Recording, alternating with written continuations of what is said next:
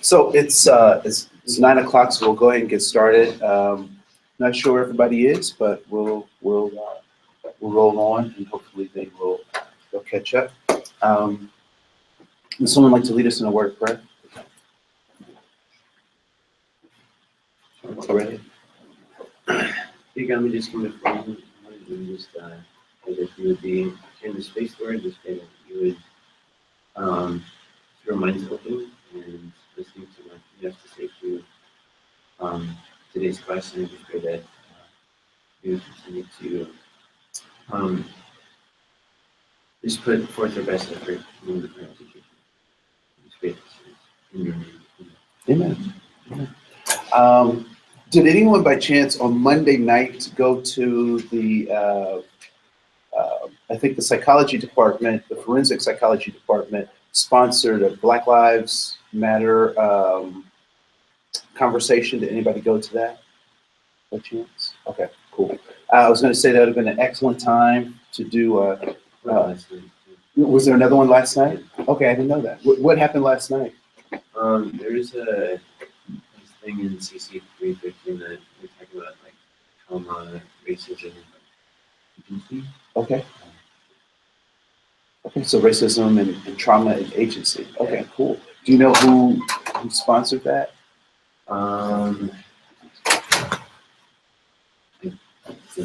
You do. Okay.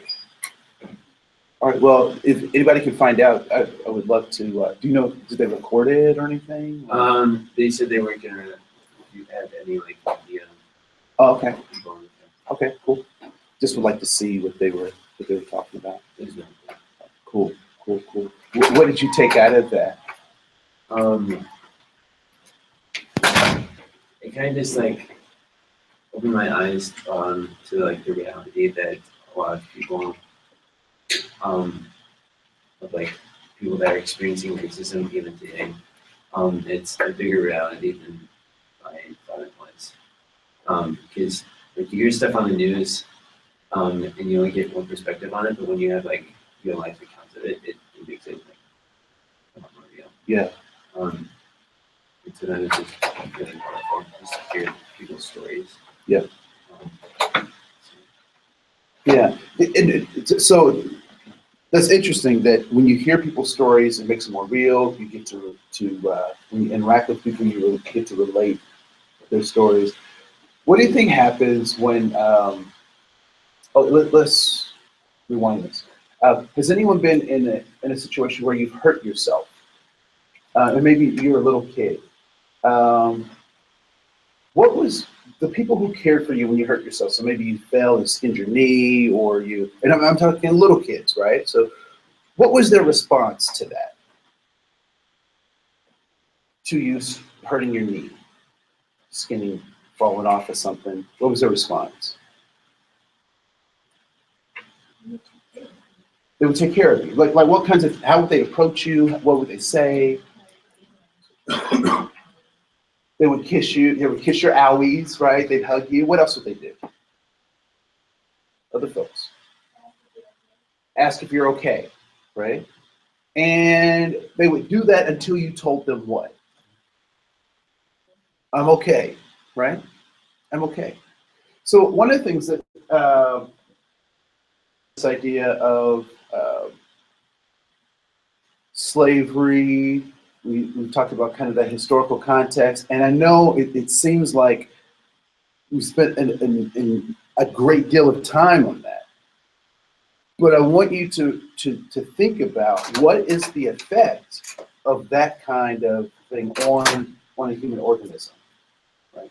And so, because I hear a lot of people say, just get over it. Has anyone ever heard someone say that about the past, right? So Native Americans, just get over it.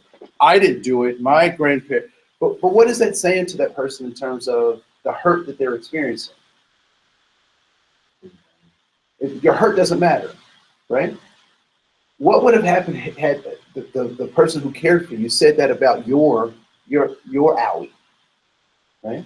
As a little kid, and I'm not equating, people who've had traumatic experiences, and we'll talk a little bit about ACEs, adverse childhood experiences, because that impacts our classroom in a tremendous way. But I want you to think about how that might have felt to you had someone. It's because and I don't know if this happens for women, but I know for boys, we do get to a point where men in our lives stop attending to those hurts, and they tell us, walk it off. Get up. What's that? Rub some dirt on it. Blah, blah, blah. Right? I mean, so there's a time when boys move out of this kind of tenderness stuff, and then we get this. Oh, and for some of us, that hasn't necessarily been a helpful thing, right? So walk it off. Like, I can't. Be a boy, be a man. Boys don't cry. Anybody ever heard of it? Anyway, so that's just, maybe I'm just bringing out my personal stuff on you. So just think about that, right? And we'll spend some more time doing that. So today I told you on Monday we have Pete who's going to come and talk about some of his work in Haiti and why he's doing that. And so to kind of set that up, I want to frame the conversation specifically today around this idea of education for what? Education for what? And so what is IQ? People have heard of IQ. What is it? What is IQ? Intelligence quotient. Intelligence quotient. What does that mean?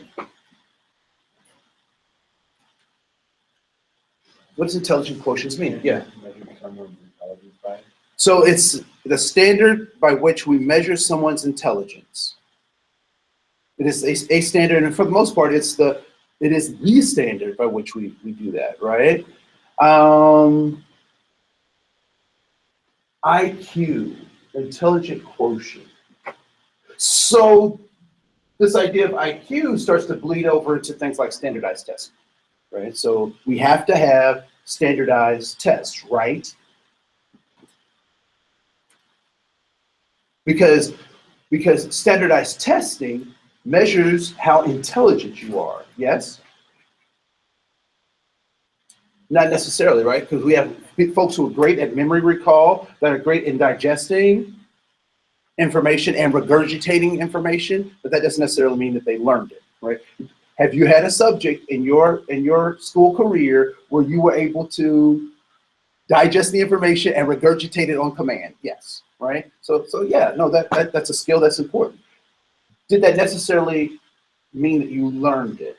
And so then the question becomes, what purpose does IQ serve? So what's the purpose of IQ? What do you think? I mean, and I know this is an educational philosophy class, and we haven't done a whole lot of research on that, but just as a teacher walking into a classroom who is going to be giving standardized tests, oftentimes based on IQ, what is the purpose of IQ? Why do we have to measure that?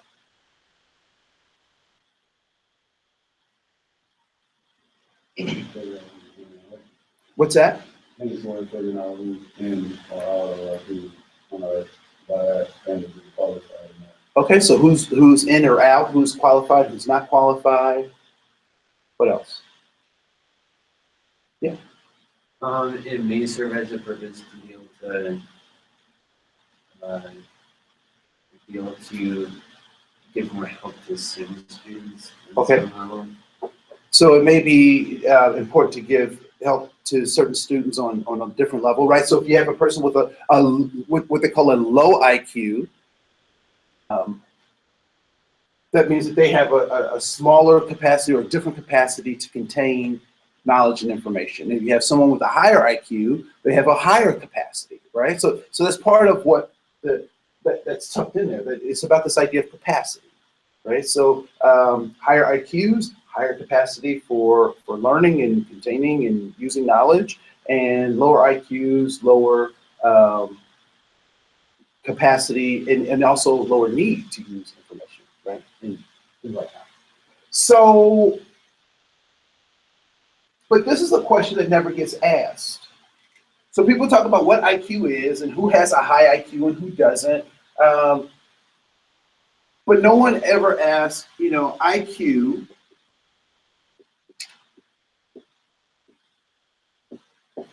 for what? Intelligent quotient for what?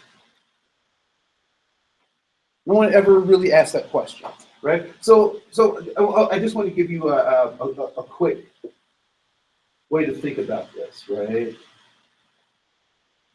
United States of America. Woohoo! Minnesota.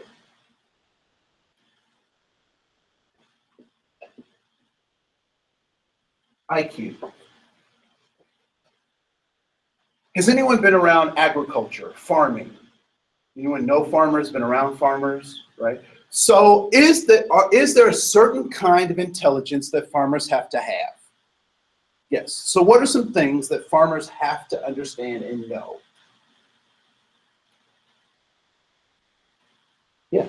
Be able to drive a tractor to clean the field. Okay, so how to drive the tractors, because those things are huge. And now they're like computer kind of stuff, and they operate off of satellites, and they get the rows really straight and all that kind of stuff. You have to know how to use the machines and how to plant the field. What else do you have to know? Yes. How to work hard, right? So this idea of a hard work ethic, yes.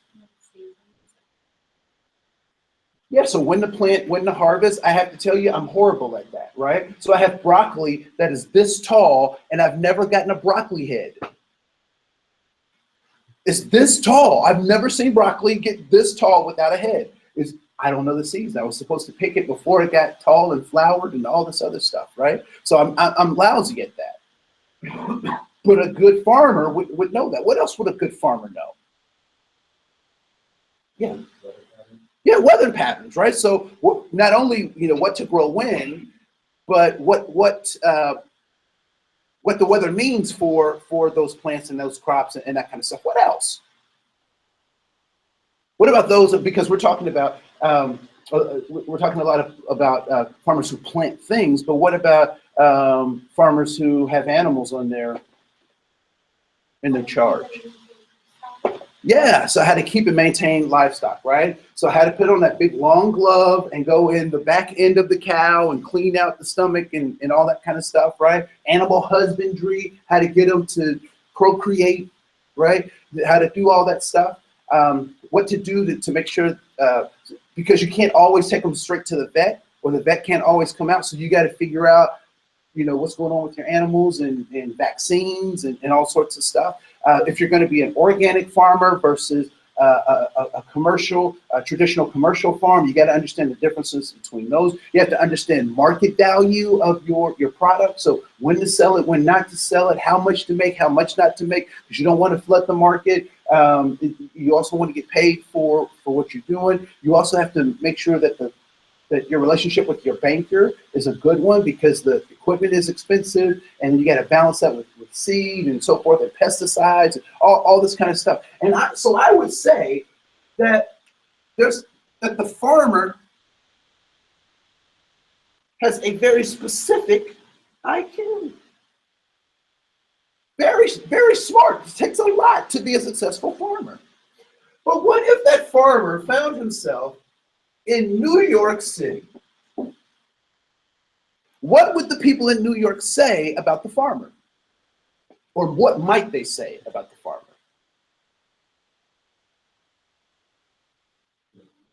That he's what? He's a hick. What else might they say?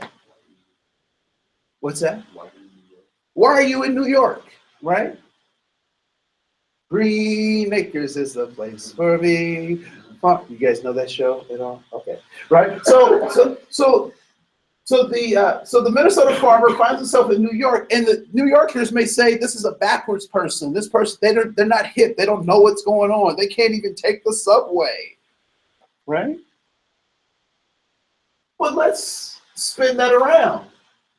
What happens when the New Yorker finds himself or herself on the farmer's land? What does the farmer then say about the New Yorker? City slicker. Does the New Yorker know, all things considered, right? Does the New Yorker know everything they need to do to be a good farmer in Minnesota? Probably not, right? And the farmer might say what my granddaddy would say about a dog that doesn't hunt. What do you do with a dog that doesn't hunt? You shoot it. I'm just teasing. I'm not advocating any animal violence or anything like that. But it is funny that my grandfather's dogs all ran away. Just saying. Just saying. Right? So this idea of intelligence quotient, or this idea of intelligence, is what's the lesson? What's the lesson here? Intelligence is what? It's relative. And how will we talk about that in terms of how we've been laying out the framework? It's what? Intelligence is? It's contextual. It's contextual. So given a particular context, you have to have a particular kind of IQ. It's contextual. So then what are schools for? What are schools for?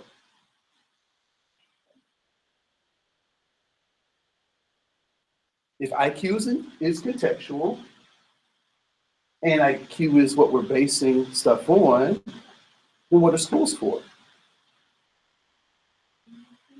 Raising IQ?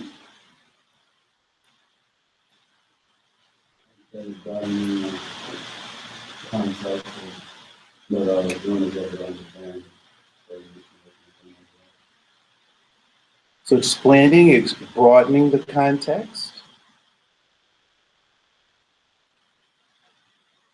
Schools are for teaching the context, right? Teaching to the context. Now, I will tell you that when I learned The Secret as a teacher, it helped me a great deal, right? So I started asking myself, this idea of what are schools for? And part of my job is to teach the context. Teach my students about the context so that they can adapt according to the context, right? And I mean, not only just the classroom context, the school class context, the context that they grew up in, as well as the context that they live in, the United States, right? So all of those things are important as a part of teaching that context. But I also taught them how to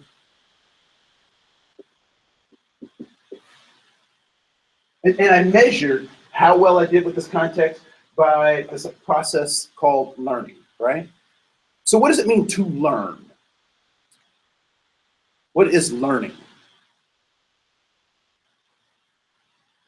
What is learning?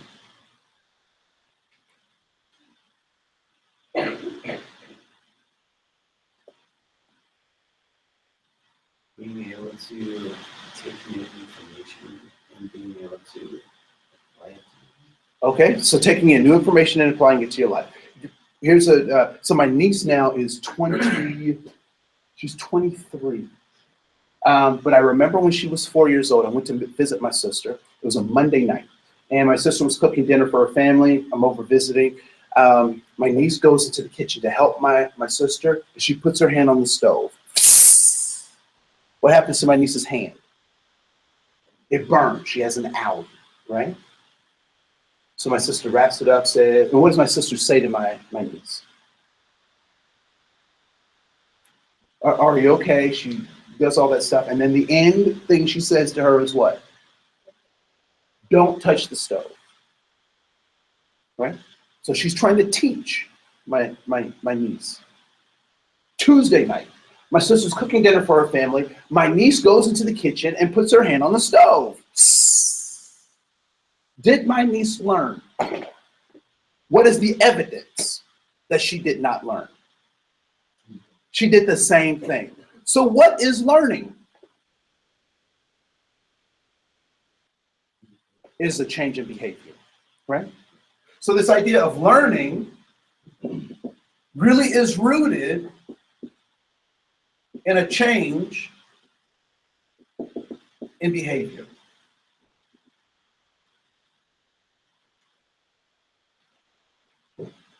So then we start to answer the question, IQ for what? IQ for your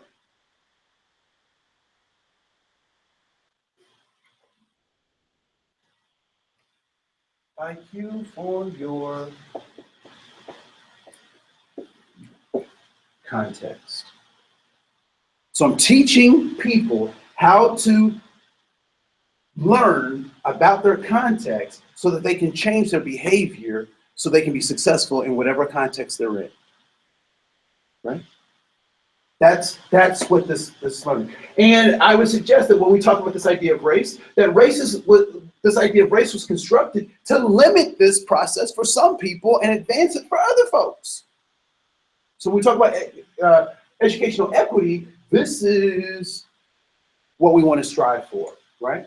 So what must your classroom, your context and culture demand of learners? Classroom demand of learners.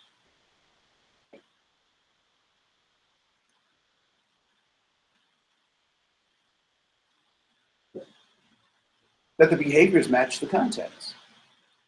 That you're constantly asking, and you're challenging that context, you're presenting that context, you're talking about the culture, so that their behaviors start to match that so that they can be successful. And the same goes with outside of your classroom, because that's what society is expecting and demanding, right? Now, this is the one thing, and so some people will say, well, what if I want to be a free thinker? I want to be out there, I want to be on the edge of, and I don't want to conform, and I don't have to, I don't have to conform. And I would agree with you. You don't have to conform, and you don't, critical thinking is important to share. But what I will tell you is that before Picasso was putting mouths next to eyes, anyone seen Picasso's work, right? Real abstract kind of stuff. And that's the stuff he's most noted for. Guess what he did before he did that? He painted flowers. He became a master of still life before he went off and he did all of his riffing. It's funny, Jimi Hendrix, anybody familiar with Jimi Hendrix, right? Guitar, great guitar player, right? And just before he was out there doing his own thing, he was the backup player for James Brown. He was in somebody's band playing a riff. Why am I saying all that? What I'm suggesting is that before people can riff off of stuff and be free thinkers, they have to master what it means to be a part of this culture, this context, understanding the culture and the context. Did folks look at the EEO, Brazil, and the other racial categories and cultures that was in your Moodle? Did people get a chance to look at that? So when you look at the EEO piece, what stood out for you? Was there anything that you found interesting? Yes.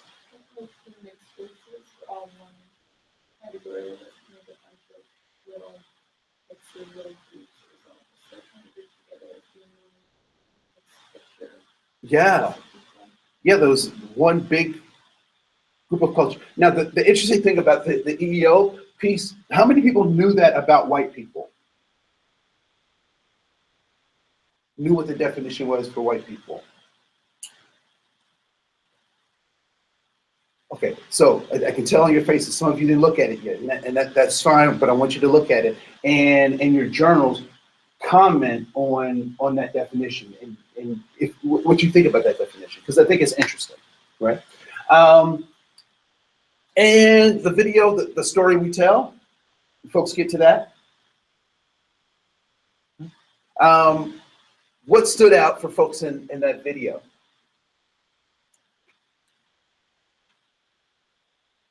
Yeah. I thought it was interesting that you talked about how race really doesn't mean anything unless it's given like the social meaning with like public policy, like private actions. Yeah. So that just really stood out. How much is a Michael Kors purse if nobody buys it? You know Michael Kors, right? People familiar with that? He's a designer. How much is it if nobody buys it? How much is it worth? It's only worth what people will pay for it, right? How it gets used in the system. The same can be said for race in the story that we tell. So there's that. So I want to bring Pete on up, and Pete, we met at a coffee shop, right? Caribou. And not that they don't pay me to sponsor. I'm not just not right? So I'm a kind of person. I think I mentioned this yesterday. I told them this the last time we met. That when I see people who are trying to be interesting, I'm interested. Like I bite the hook. And so when I saw Pete, I was like, Pete looks interesting. So let me find out about this interesting guy. And so it started with your bike. Yeah, it started with my bike. So I'm trying to be interesting, right? So I made this bike, and you'll hear more about that. But so coincidentally, and actually I think nothing happens by coincidence, but Pete has a connection to Bethel, and it's a very interesting connection because we've seen each other a couple of times with other Bethel people, and it was like, you know them? Oh yeah, I know them too, and it's just like, wow. So without further delay, I'll give the floor to Pete. Thank you. Thank you, man. Thank you. So there's some specific irony to this situation, which he led into with my connection to Bethel. My dad was a prof here for about 4 years. He was a PhD, he's a chemistry professor. Mom was a teacher. My sister's a PhD grad from Stanford in chemical physics. My brother's an MBA grad from Carlson School of Business. My other brother double majored here at Bethel. And then I dropped out of high school. And so for me to be here back at Bethel talking is slightly, my dad was laughing when I told him that I was doing a class lecture. So I was, you're talking about IQ, I was in the higher end of the IQ to the point at which I was bored in school. When I was a senior, halfway through my senior year, I was in AP Project Physics, AP Calc 2. All I had to do to graduate was literally TA in the wood shop for my second semester. I was 3 credits shy of graduation, but for me, I got involved into the drugs and the partying, and that was way more entertaining than actually attending class. So that led to this spiral of my life and getting out of context of what my normal life was and into a culture which I didn't totally understand, but that culture consumed me. And in February or January of my senior year, so I dropped out in December. January, my parents essentially told me that I was going to fail and I wasn't going to complete if I didn't graduate high school and all this kind of stuff. And so I found a loophole in the GED system, and I actually graduated high school before the rest of my high school class. So it wasn't the fact that I was on the low end of the IQ or I was dumb or I couldn't adapt or anything like that, but I had other ideas for my life.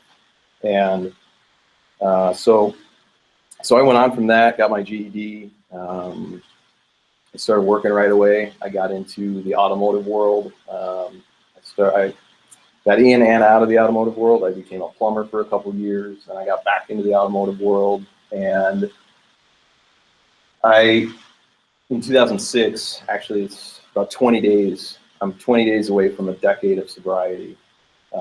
So at the age of 29, I'll be celebrating 10 years. And so when I look at purpose, and he discussed purpose of IQ, but I look at a purpose of life. And you guys are going to be going on to be educators, and you're going to be working with kids. And there's going to be kids that are coming up from the back that are, you know, maybe beyond the lower end of the IQ spectrum. And you're going to have your standard, you know, baseline guy, you know, baseline kids that are following the normal paths. But then you're going to have kids like me where the teachers would give me busy work to keep me busy because I got so bored.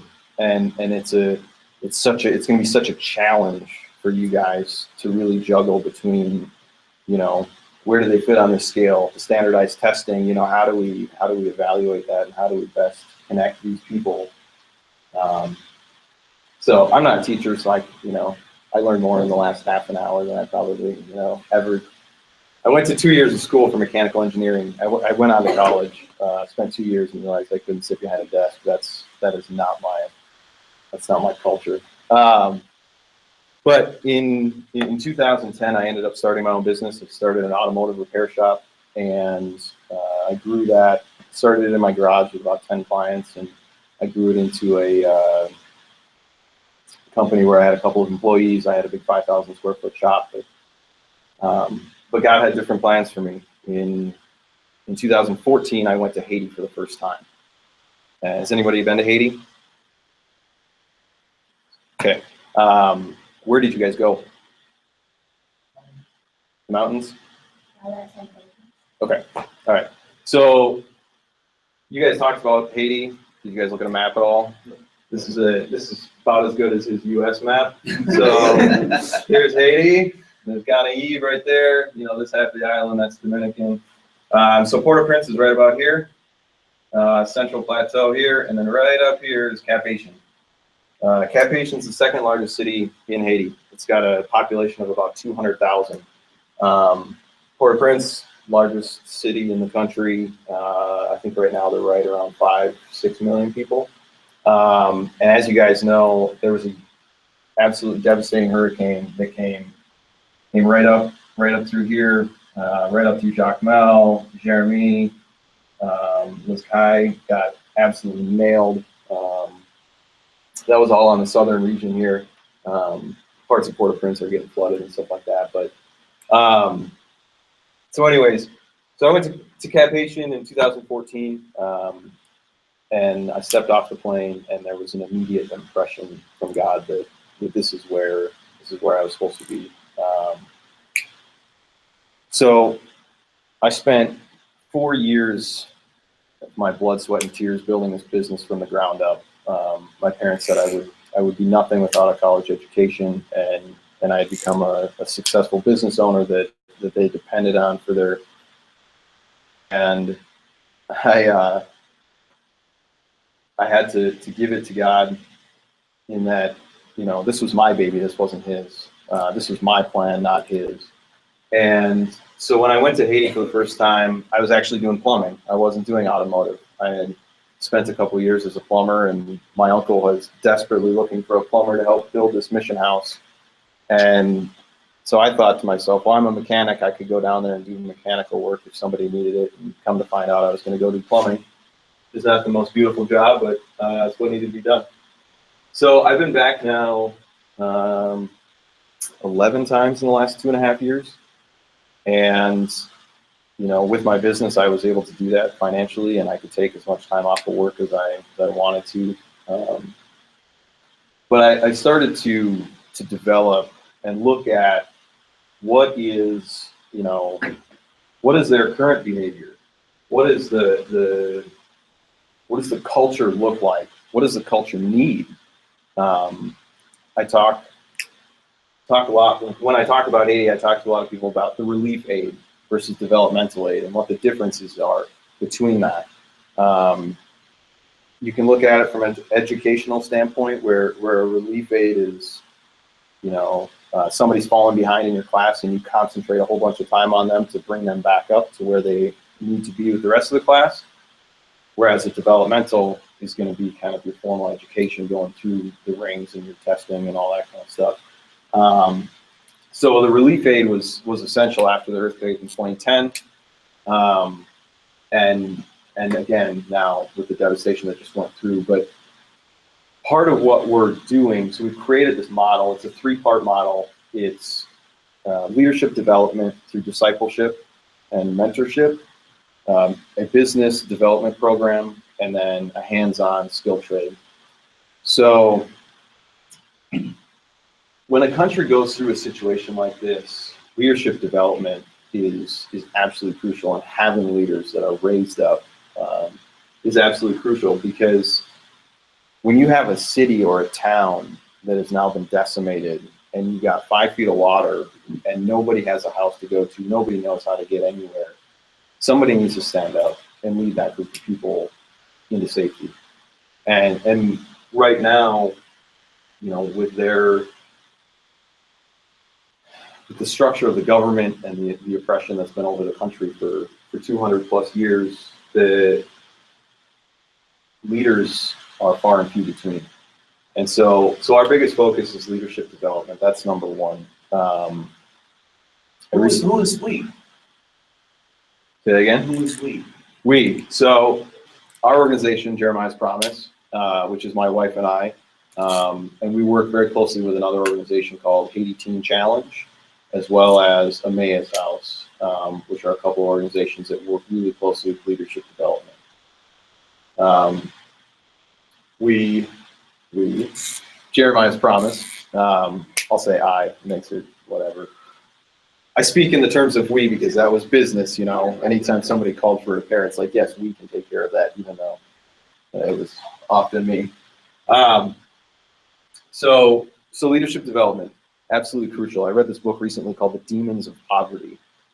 And it talks about the demons of oppression and the demons of poverty, and how all these things work together. And the conclusion of that book, it was written by an entrepreneur who went to Haiti to do a very similar thing, and his program actually got shut down by the government. But his conclusion to the 10 years that he spent developing this was that Haiti needs God. And so we're spearheading that. Voodoo and black magic and the spiritual warfare world is here in the States. We don't see it. We don't talk about it often. It's becoming similar to race, which wasn't talked about for a very long time, or talked about in the right context or the right way. I mean, even churches these days, you know, they'll speak of this spiritual warfare or these demons that, you know, demon-possessed people back in Bible times, but often because of our Western culture, they say, well, they don't really exist. Well, they do exist. You may not see them here in the Western Hemisphere, but when you go to a country like that, I mean, you walk off the plane and you can see the darkness, you can feel the darkness. So as you talk about that, can you talk about the original inhabitants of the island? And because what we see now is a result of some events. Absolutely. Right? Yeah. So who were the original inhabitants of the island? So Christopher Columbus actually discovered the island. Discovered where people already were. Right. Yeah. I'm not politically correct. No. So you had, originally it was a French colony. Well, originally the indigenous people that were there were overtaken by the French. So the indigenous people, and what did those indigenous people look like? Well, that's just it. I don't know. Yeah. So they were American Indian. I mean, they looked like American Indians.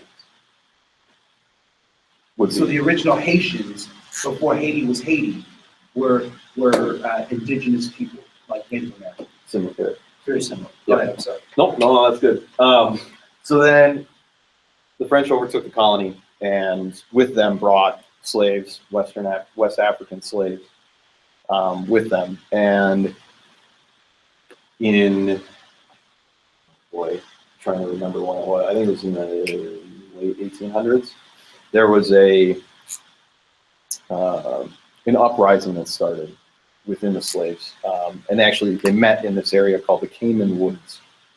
And they brought a black pig to sacrifice to the spirits and the gods of their West African heritage, which is where a lot of the, this blanket religion of voodoo or black magic, whatever you want, the religion of spirits and demons and things of that, is all, a lot of it's based on praising mythological creatures and things of that nature. And so they had this meeting in the woods, the Cayman Woods, where they sacrificed this black pig and denounced the god of the white man, or the Blanc, as they put it.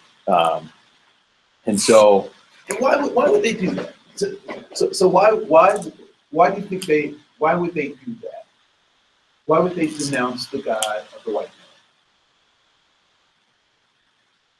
man?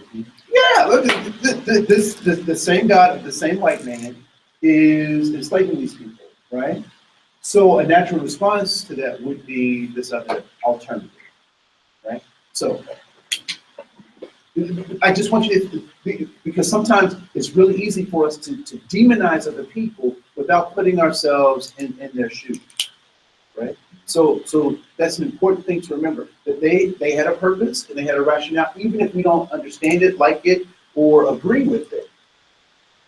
We need to see that side of the equation. I'm sorry. no, absolutely, no, it's great.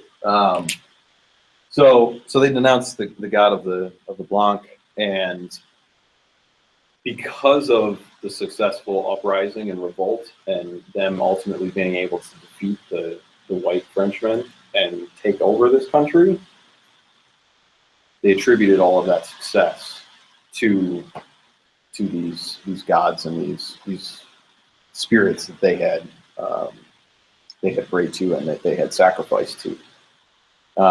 So you have this country, and it is, voodoo is based on fear.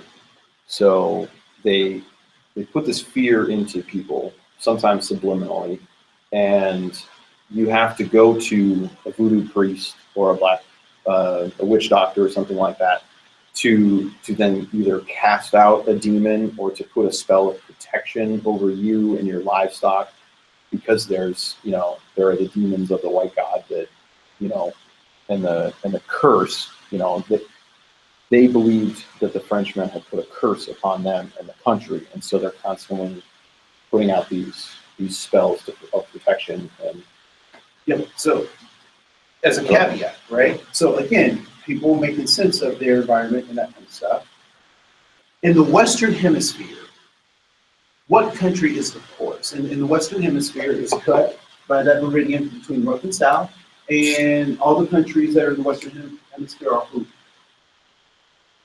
Who's in the Western Hemisphere?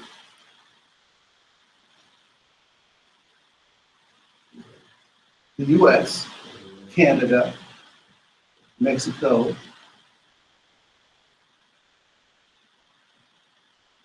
Central America, South America, Cuba, the Caribbean, right?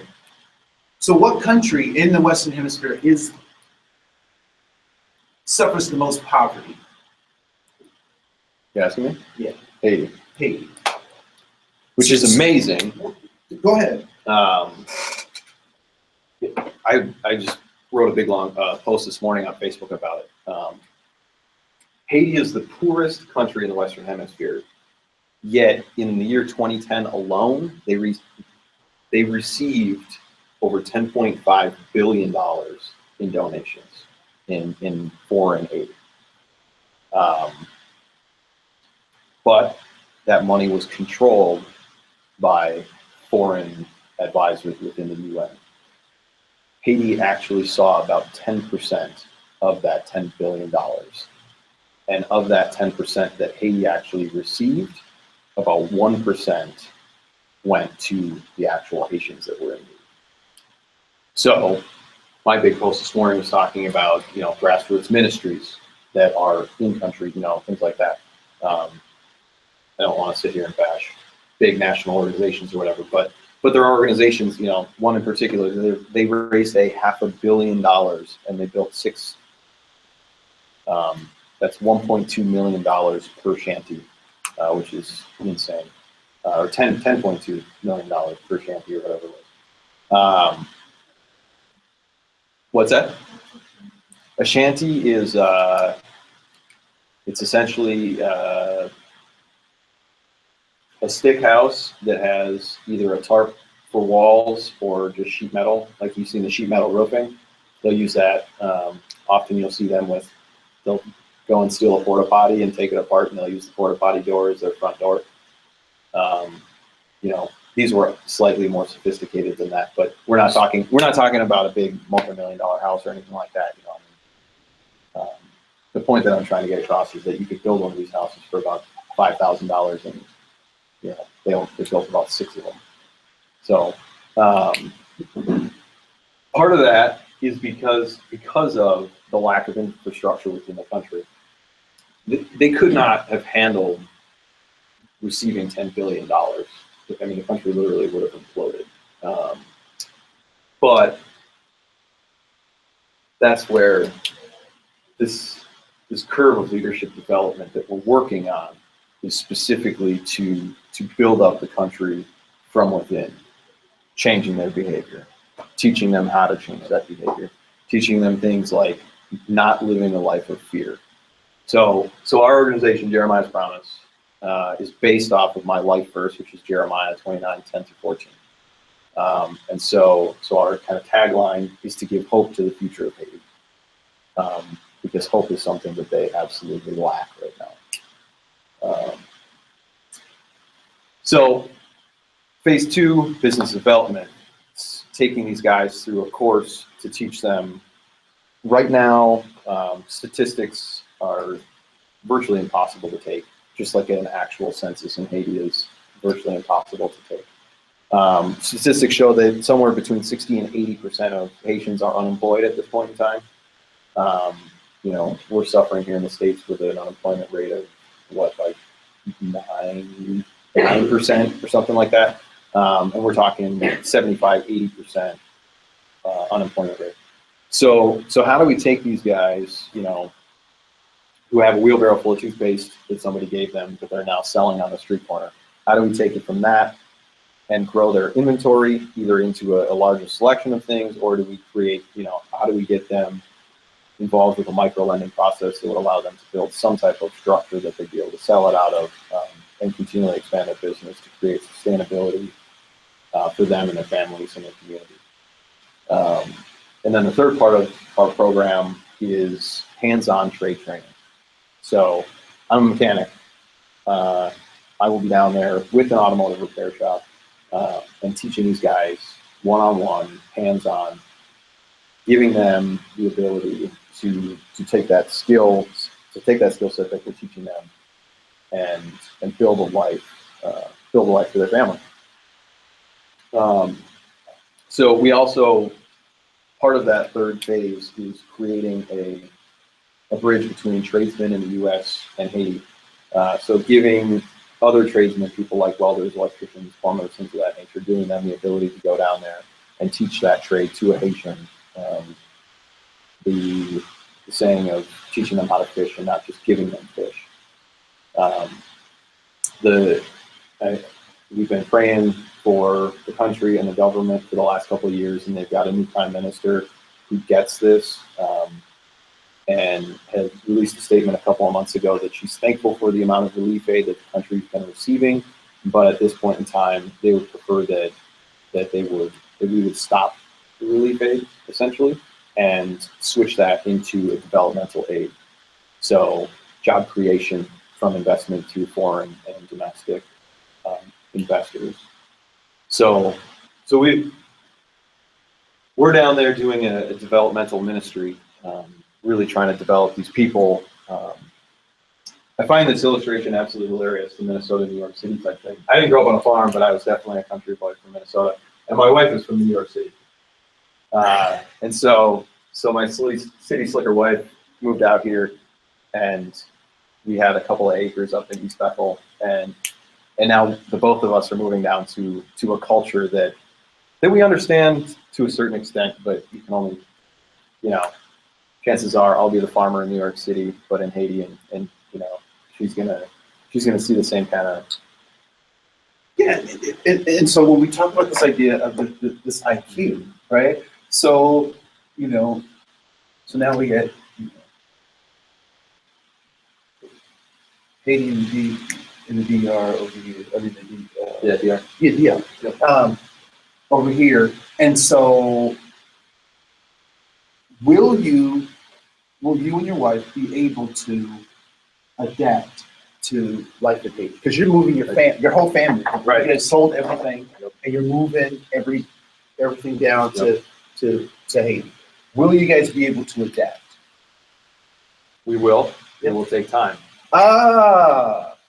So the gap between these two contexts is time. So even if I have a low context, given enough time, I'll get it, right? Do you speak fluent French? No. No. No. Do you? So a little bit of Creole, huh? All right. So I have friends in New Orleans. There you go. So I understand that. So the gap between adapting, so your IQ and the adaptation that it takes to get acquainted with that IQ is called time, right? So English as a second language. Will our ESL students be in ESL for the rest of their life? No, because they will have enough time to adapt, right? So when we talk about this idea of, and this is why this idea of IQ is important to understand, because if we don't understand that, we don't give the people time, and then we come up with false definitions about their capabilities.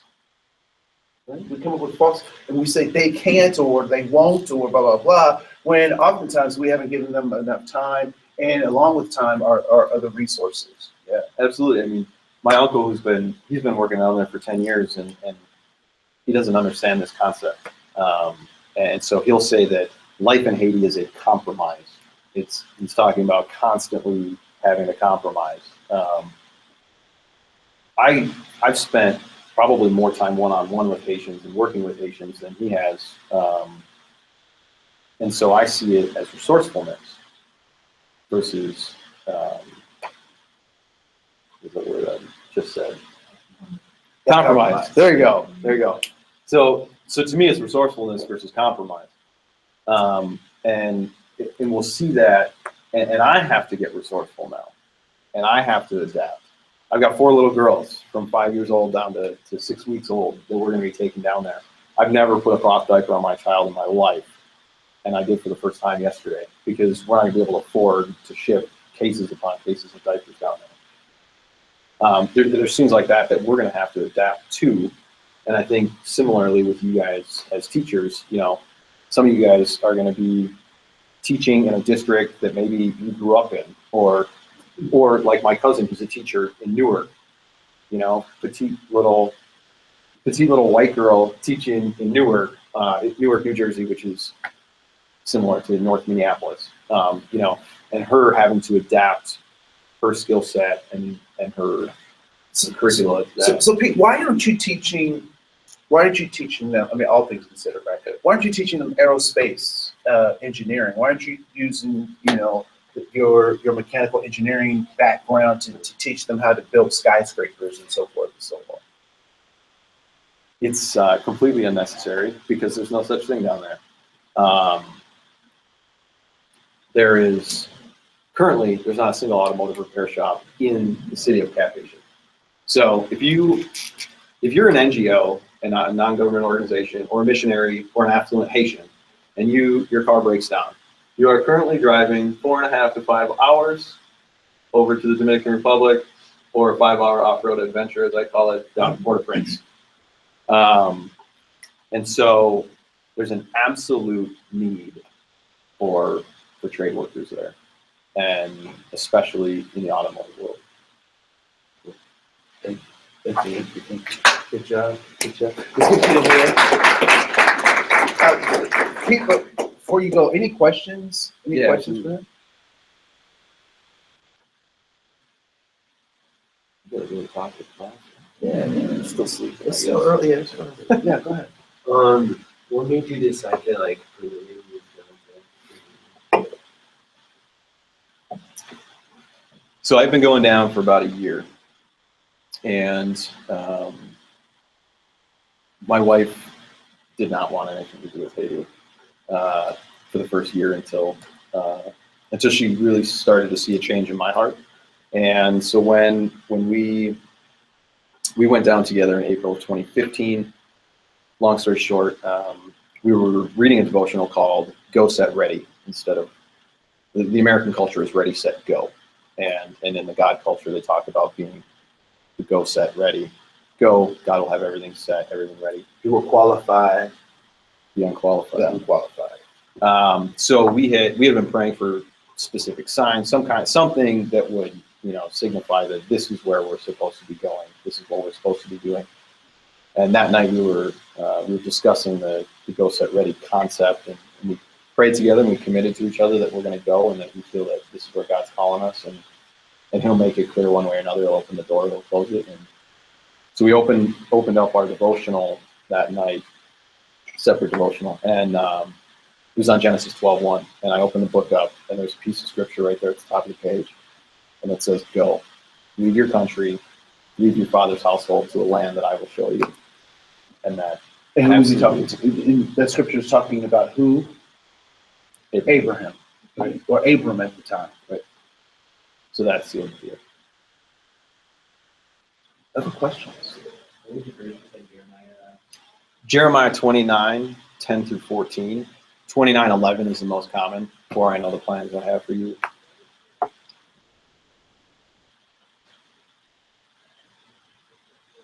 You know how long you want to spend with you?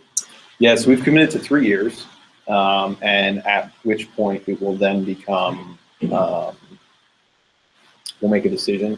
We're going to come to a fork in the road, and it's either going to be this was a great experience, but it's time to move on, or this has been an amazing experience and we can't imagine living anywhere else.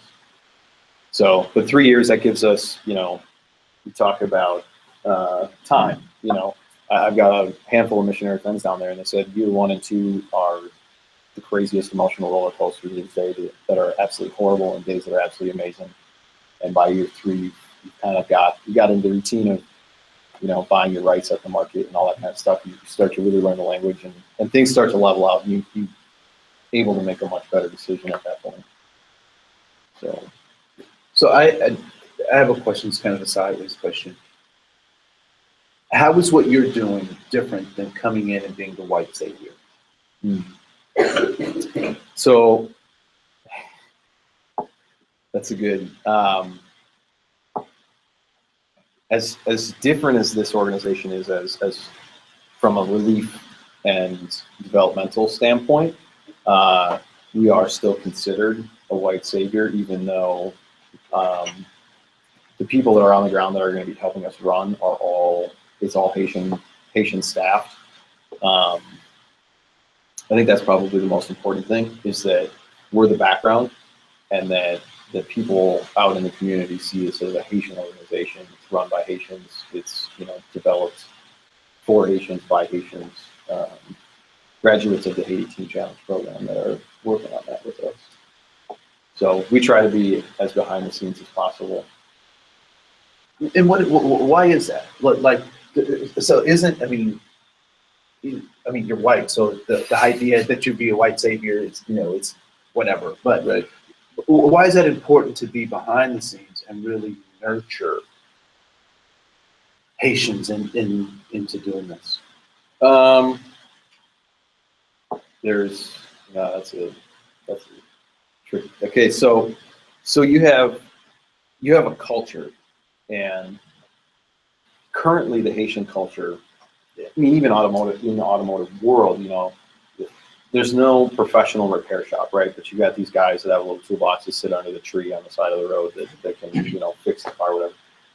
That they literally, even the government ships all of their utility vehicles, whether it be fire trucks or police cars or garbage trucks, whatever. They literally ship them to Cuba to have them repaired because their own Haitian employees will steal and destroy the equipment for job security purposes.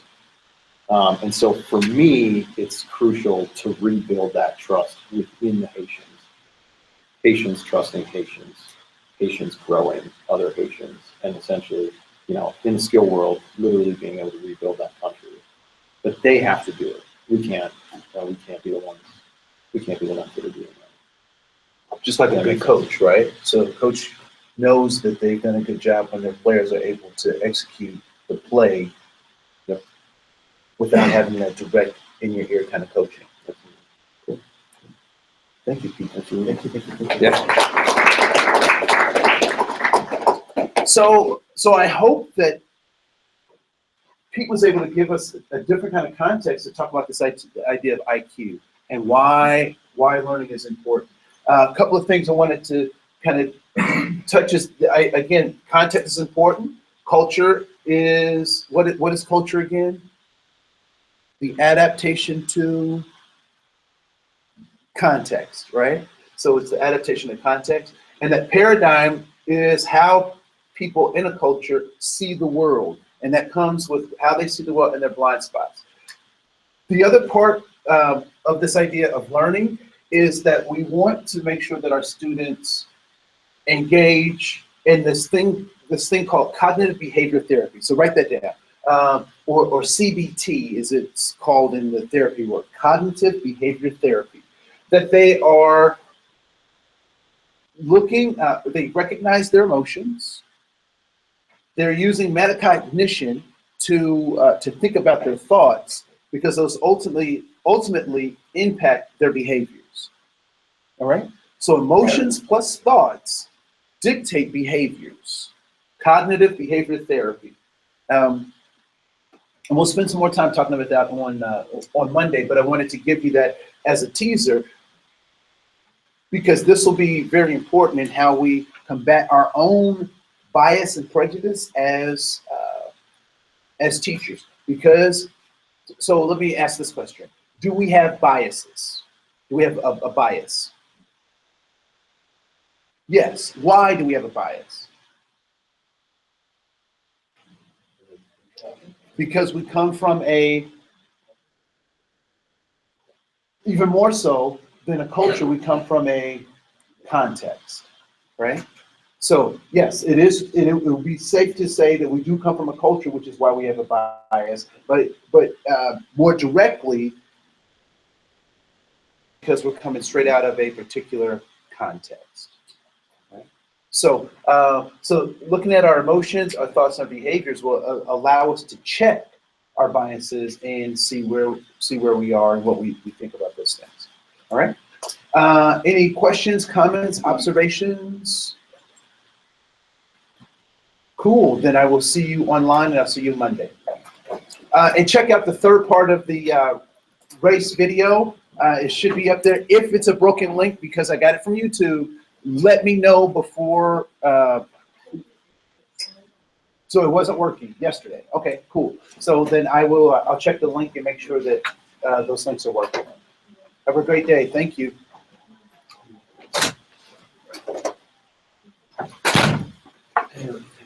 Yeah. Good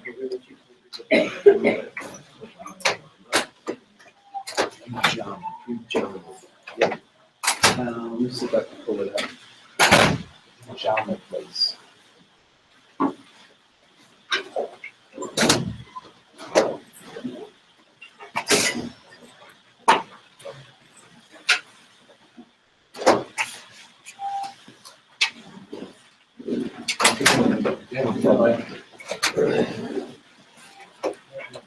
You pull it up.